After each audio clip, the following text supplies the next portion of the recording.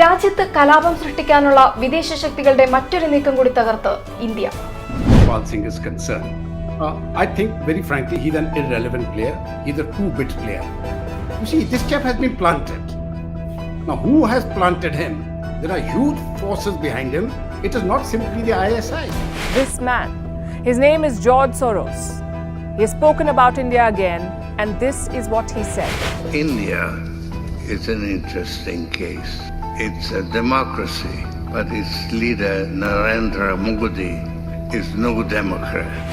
And designated so by a nation as an economic war criminal, has now pronounced his desire to break the Indian democracy. George Soros is a man with a messiah complex, 92 years old, extremely controversial and unabashed about his intentions to bring down governments. A couple of years back, he pledged $1 billion to oust the Modi government in India. The foreign hand has begun its work in earnest, it seems. First a documentary, now a speech. I'm sure magazine covers and headlines like these will follow soon.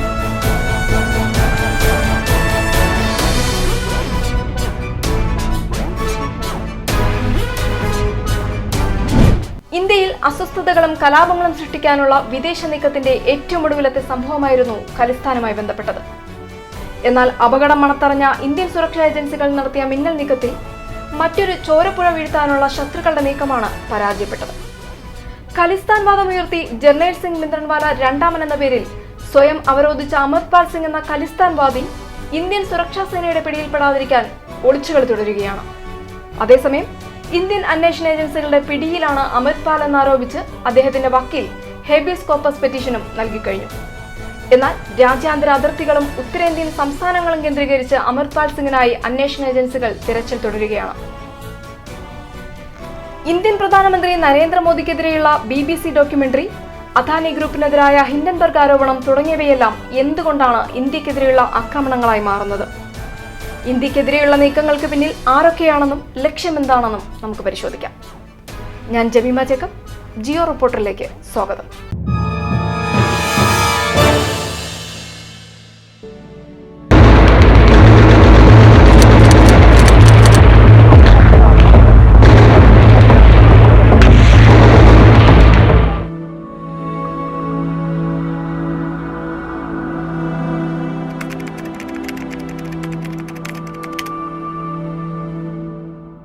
Khalistan, land of Khalsa, പരിശുദ്ധമായ നാട് എന്നർത്ഥം.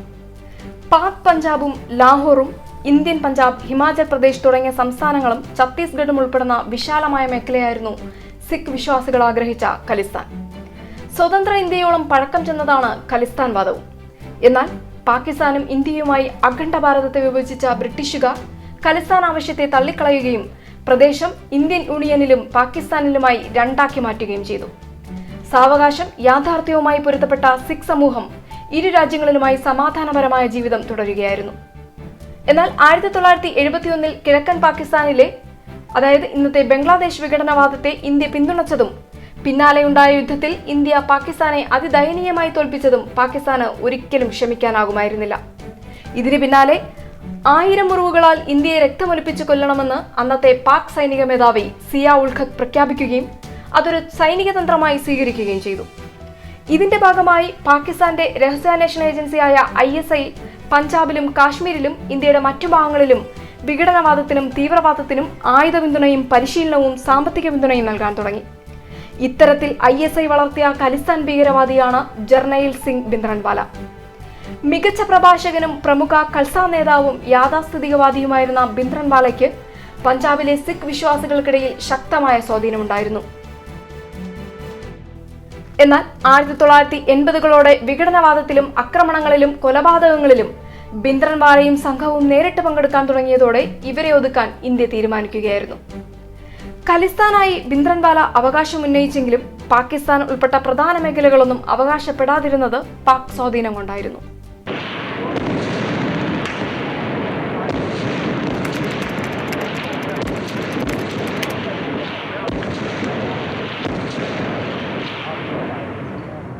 സ്വതന്ത്ര ഇന്ത്യയുടെ ഹൃദയത്തിലേറ്റ ഏറ്റവും വലിയ മുറിവായിരുന്നു operation blue star. പഞ്ചാബിലെ വിഘടനവാദത്തെ തകർക്കാൻ സ്വന്തം മണ്ണിൽ ഇന്ത്യ നടത്തിയ സൈനിക ഓപ്പറേഷൻ. സിഖ് മതവിശ്വാസികളുടെ പുണ്യകേന്ദ്രമായ അമൃത്സറിലെ ഗോൾഡൻ ടെമ്പിളിൽ താവളമടിച്ച ഖലിസ്ഥാൻ ഭീകരവാദികളെ അമർച്ച ചെയ്യാൻ ഗത്യന്തരമില്ലാതെ ഇന്ത്യ സ്വീകരിച്ച സൈനിക നടപടിയുടെ അനന്തരഫലങ്ങൾ ഇന്നും നമ്മുടെ രാജ്യത്തെ വേട്ടയാടുന്നുണ്ട്. പാകിസ്ഥാൻ ISI കൈമാറിയ വൻ ആയുധങ്ങൾ ഉപയോഗിച്ച് ഖലിസ്ഥാൻ തീവ്രവാദികൾ സുവർണ ക്ഷേത്രത്തിൽ നടത്തിയ ആക്രമണം ഒട്ടേറെ സിഖ് വിശ്വാസികളുടെയും സൈനികരുടെയും ഖലിസ്ഥാൻ തീവ്രവാദികളുടെയും ജീവൻ ഹോമിക്കാൻ ഇടയാക്കിയിരുന്നു. കടുത്ത പോരാട്ടത്തിനൊടുവിൽ ഇന്ത്യൻ സൈന്യം ഭിന്ദ്രൻവാലയുൾപ്പെടെയുള്ള ഭീകരവാദികളെ വധിച്ചെങ്കിലും സുവർണ ക്ഷേത്രത്തിൽ നടന്ന പോരാട്ടം ഒട്ടേറെ സിഖ് വിശ്വാസികളുടെ മനസ്സിനെ ആഴത്തിൽ വേദനിപ്പിച്ചിരുന്നു. പിന്നാലെ ഇന്ത്യൻ പ്രധാനമന്ത്രി ഇന്ദിരാഗാന്ധിയുടെ കൊലപാതകത്തിന്റെയും പിന്നാലെയുണ്ടായ സിഖ് വിരുദ്ധ കലാപത്തിന്റെയും മുറിവുകൾ ഇന്നും രാജ്യത്തു നിന്നും പൂർണ്ണമായും ഉണങ്ങിയിട്ടില്ല. കൂടാതെ ഖലിസ്ഥാൻ നടത്തിയ പ്രതികാര കൊലപാതകങ്ങളുടെയും നീറുന്ന ഓർമ്മകൾ ഇന്നും ഇന്ത്യയുടെ ഹൃദയത്തിലുണ്ട്. എന്നാൽ ആ മുറിവിനെ ആസൂത്രിതമായി തട്ടിവേദനിപ്പിക്കാനാണ് ഇപ്പോൾ പാശ്ചാത്യ ശക്തികളുടെ ആസൂത്രിത ശ്രമം.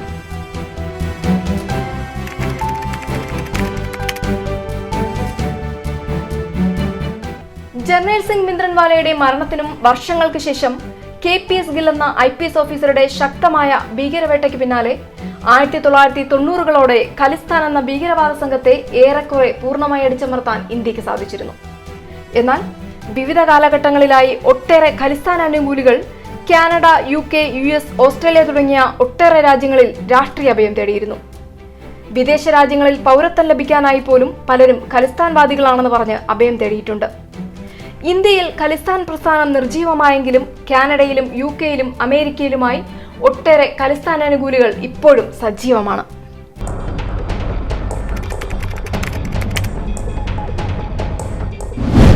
ഭിന്ദ്രൻവാല രണ്ടാമനെന്ന് സ്വയം അവകാശപ്പെട്ട് രംഗത്തെത്തിയ ആളാണ് 30-കാരനായ അമൃത്പാൽ സിംഗ്. എന്നാൽ ഭിന്ദ്രൻവാലയെ പോലെ സാമൂഹിക പരിചയമോ മതപരിചയമോ ഇല്ലാതിരുന്ന അമൃത്പാൽ സിംഗിന് സിഖ് സമൂഹത്തിൽ കാര്യമായ സ്വാധീനം സൃഷ്ടിക്കാനായില്ല. അമൃത്സർ ജല്ലൂപൂർ സ്വദേശിയായ അമൃത്പാൽ സിംഗ് 2012 മുതൽ 10 വർഷമായി ദുബായിലെ ബന്ധുവിന്റെ ട്രാൻസ്പോർട്ട് കമ്പനിയിൽ ജോലി ചെയ്യുകയായിരുന്നു. 2021 അവസാനത്തോടെ ഇന്ത്യയിലെത്തിയ അമൃത്പാൽ പഞ്ചാബി നടനും ബാരിസ് പഞ്ചാബ് ദേ എന്ന സംഘടനയുടെ സ്ഥാപകനുമായ ദീപ് സിദ്ധുവിന്റെ ക്ലബ് ഹൗസ് ശ്രോതാവായാണ് രംഗപ്രവേശനം ചെയ്തത്. ശ്രോതാവിന്റെ സ്ഥാനത്ത് നിന്ന് പ്രഭാഷകന്റെ റോളിലേക്ക് അമൃത്പാൽ സിംഗ് മാറിയെങ്കിലും തീവ്ര നിലപാടുകളുടെ പേരിൽ ഈ ചർച്ചകളിൽ നിന്ന് ദീപ് സിദ്ധു അമൃത്പാൽ സിംഗിനെ പുറത്താക്കിയിരുന്നു. എന്നാൽ 2022 ഫെബ്രുവരിയിലുണ്ടായ ഒരു കാർ അപകടത്തിൽ ദീപ് സിദ്ധു മരിച്ചു. അതിനു പിന്നാലെ ഏതാനും ദിവസങ്ങൾക്കുള്ളിൽ ബാരിസ് പഞ്ചാബ് ദേ സംഘടനയുടെ ഫേസ്ബുക്ക് പേജിലൂടെ വന്ന ഒരു അറിയിപ്പിലൂടെ സംഘടനയുടെ നേതൃത്വം അമൃത്പാൽ സിംഗ് ഏറ്റെടുത്തു. ദീപ് സിദ്ധുവിന്റെ കുടുംബാംഗങ്ങളും സംഘടനയിലെ സിദ്ധുവിന്റെ അനുയായികളും ഇതിനെതിരെ വന്നെങ്കിലും സംഘടന പുഷ്പം പോലെ അമൃത്പാൽ സിംഗിന്റെ കൈപ്പിടിയിലൊതുങ്ങി. 2022 സെപ്റ്റംബർ 25-ന് ഔദ്യോഗികമായി സിഖ് മതം സ്വീകരിച്ച ഇയാൾ ഭിന്ദ്രൻവാലയുടെ ജന്മനാടായ റോധയിൽ വെച്ചാണ് തന്റെ തലപ്പാവ് ധരിക്കൽ ചടങ്ങ് നടത്തിയത്. എന്നാൽ തീവ്ര നിലപാടുകളുള്ള അമൃത്പാൽ സിംഗിനെയും അയാൾ രൂപം കൊടുത്ത അനന്ത്പൂർ ഖൽസ ഫോഴ്സിനെയും മറ്റ് സിഖ് സംഘടനകളും വിശ്വാസികളും വെറുത്തു. ഭിന്ദ്രൻവാലയെ പോലെ സിഖ് സമൂഹത്തിൽ സ്വാധീനം സൃഷ്ടിക്കാൻ അമൃത്പാൽ സിംഗിന് സാധിച്ചതുമില്ല. അതിന് അവസരം ലഭിക്കുന്നതിന് മുന്നേ തന്നെ ഇന്ത്യൻ സുരക്ഷാ ഏജൻസികൾ അമൃത്പാൽ സിംഗിനായി വേട്ടയും തുടങ്ങി.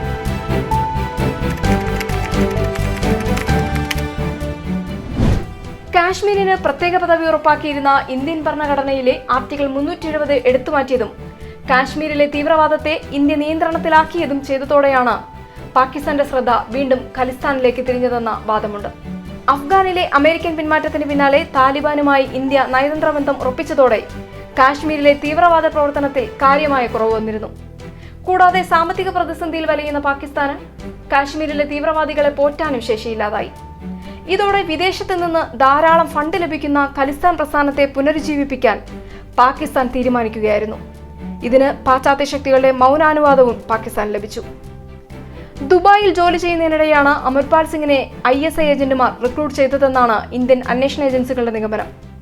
ജർണൈൽ സിംഗ് ഭിന്ദ്രൻവാല പഞ്ചാബിൽ സ്വാധീനം ചെലുത്തിയതുപോലെ സിഖ് സമൂഹത്തെ സ്വാധീനിക്കാനാണ് അമൃത്പാൽ സിംഗും ശ്രമിച്ചത്. കാനഡ, UK എന്നിവിടങ്ങളിൽ പ്രവർത്തിക്കുന്ന ഖലിസ്ഥാൻ അനുകൂല സംഘടനകൾ ഉപയോഗിച്ചാണ് പാകിസ്ഥാൻ അമൃത്പാൽ സിംഗിന് ആവശ്യമായ ഫണ്ട് കണ്ടെത്തിയിരുന്നത്. അമേരിക്കയിൽ നിന്നും ഓസ്ട്രേലിയയിൽ നിന്നും ഇത്തരത്തിൽ ഫണ്ട് പാകിസ്ഥാന് ലഭിച്ചതായും സൂചനയുണ്ട്.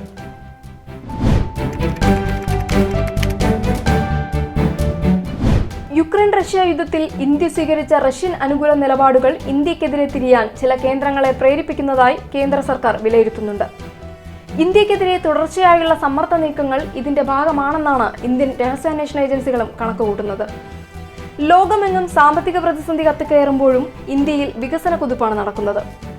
റഷ്യൻ ക്രൂഡ് ഓയിൽ പൂർണ്ണമായും വിലക്കാനുള്ള പാശ്ചാത്യ ശക്തികളുടെ നീക്കം ഇന്ത്യയുടെ ധീരമായ നിലപാട് മൂലം പരാജയപ്പെട്ടിരുന്നു. യുക്രൈനുമായുള്ള യുദ്ധത്തെ തുടർന്ന് ഉപരോധങ്ങളാൽ വലയുന്ന റഷ്യയ്ക്ക് ഇന്ത്യയുടെ ക്രൂഡ് ഓയിൽ ഇറക്കുമതി ജീവശ്വാസമാണ് പകർന്നു നൽകിയത്. കൂടാതെ ഇന്ത്യൻ നിലപാട് പിന്തുടരാൻ ഒട്ടേറെ രാജ്യങ്ങൾക്ക് ഇത് പ്രേരണയുമായി. റഷ്യൻ ക്രൂഡ് ഓയിൽ ഇറക്കുമതിക്കായി രൂപ ഉപയോഗിക്കുന്നതിനാൽ ഇന്ത്യയുടെ വിദേശ നാണ്യശേഖരവും ശക്തി ആർജിച്ചിരുന്നു.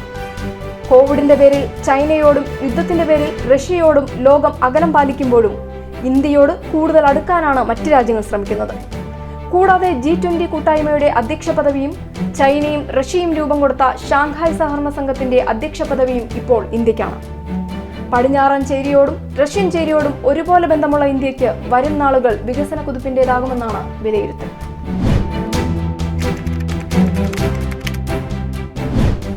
ഇന്ത്യയെ മെരുക്കാനുള്ള ശ്രമങ്ങളുടെ ഭാഗമായാണ് പ്രധാനമന്ത്രി നരേന്ദ്രമോദിക്കെതിരെ BBC വിവാദ ഡോക്യുമെന്ററി എന്ന് വിലയിരുത്തലുണ്ട്. വീഡിയോയുടെ മെറിറ്റിനെ വിലയിരുത്തിയില്ലെങ്കിലും ആ വീഡിയോ വന്ന സമയവും സാഹചര്യവുമാണ് അത് ഇന്ത്യക്കെതിരെയുള്ള നീക്കമാണെന്ന് കോൺഗ്രസ് വിട്ട് ഇപ്പോൾ BJPയിലെത്തിയ അനിൽ ആന്റണിയെ കൊണ്ടുപോലും മുൻപ് പറയാൻ പ്രേരിപ്പിച്ചത്. അദാനിക്കെതിരെയുള്ള ഹിൻഡൻബർഗ് റിപ്പോർട്ടും ഇന്ത്യൻ സാമ്പത്തിക രംഗത്തിന് നേർക്കുണ്ടായ ഒരു ഒളിയാക്രമണമായി വിലയിരുത്താൻ സാധിക്കും. റിപ്പോർട്ടിനെ തുടർന്ന് അദാനി ഗ്രൂപ്പ് തകർന്നിരുന്നെങ്കിൽ പിന്നാലെ ഇന്ത്യയിലെ ബാങ്കിംഗ് രംഗവും ഒട്ടേറെ വ്യാവസായിക സംരംഭങ്ങളും തകരുകയും അത് ഇന്ത്യയിൽ വൻ സാമ്പത്തിക പ്രതിസന്ധി സൃഷ്ടിക്കുകയും ചെയ്യുമായിരുന്നു. അമർപാൽ സിംഗിനെതിരെയുള്ള ഇന്ത്യൻ നീക്കത്തെ തുടർന്ന് UK-യിലും കാനഡയിലും അമേരിക്കയിലുമുള്ള ഇന്ത്യൻ എംബസികൾക്ക് നേരെ ഖലിസ്ഥാൻ അനുകൂലികളുടെ ആക്രമണങ്ങൾ ഉണ്ടായിരുന്നു. ഇന്ത്യയിൽ സിഖുകാർക്കെതിരെ വ്യാപക ആക്രമണങ്ങൾ നടക്കുന്നതായും വിദേശത്ത് വ്യാജ പ്രചാരണങ്ങളുണ്ടായി. UK-യിലെ ഇന്ത്യൻ എംബസിയിൽ കടന്നുകയറിയ ഖലിസ്ഥാൻവാദികൾ ഇന്ത്യൻ ദേശീയ പതാകയെ അപമാനിക്കുകയും ചെയ്തു. ഇന്ത്യൻ എംബസികൾക്ക് സുരക്ഷയൊരുക്കാത്ത UK-യുടെയും അമേരിക്കയുടെയും കാനഡയുടെയും നിലപാടിനെതിരെ ശക്തമായ ഭാഷയിലാണ് ഇന്ത്യ പ്രതികരിച്ചത്. UK നയതന്ത്ര പ്രതിനിധിയെ രാത്രി തന്നെ വിളിച്ചു വരുത്തി പ്രതിഷേധമറിയിച്ച ഇന്ത്യ ഡൽഹിയിലെ ബ്രിട്ടീഷ് ഹൈക്കമ്മീഷണറുടെ ഓഫീസിനും വസതിക്കും ഏർപ്പെടുത്തിയ അധിക സുരക്ഷ നീക്കം ചെയ്താണ് പ്രതികരിച്ചത്. ഇതിനു പിന്നാലെ ഇന്ത്യൻ നയതന്ത്രാലയങ്ങൾക്ക് വിദേശ രാജ്യങ്ങൾ സുരക്ഷയും ശക്തമാക്കി. ഖലിസ്ഥാൻ വാദത്തെ വീണ്ടും അവതരിപ്പിക്കാൻ കഴിഞ്ഞെങ്കിലും ലക്ഷ്യമിട്ടതുപോലെ ഒരു കലാപം ഇന്ത്യയിൽ സൃഷ്ടിക്കാൻ വിഘടനവാദികൾക്കും പിന്നാലെ കറുത്ത ശക്തികൾക്കും സാധിച്ചിട്ടില്ല എന്നത് രഹസ്യാന്വേഷണ ഏജൻസികളുടെ നേട്ടമായി മാറിയിട്ടുണ്ട്. അമർപാൽ സിംഗിന്റെ അറസ്റ്റ് ഇന്ത്യ നീട്ടിക്കൊണ്ടുപോകുന്നതും പഞ്ചാബിലെ സ്ഥിതിഗതികൾ തണുക്കാനാണ്.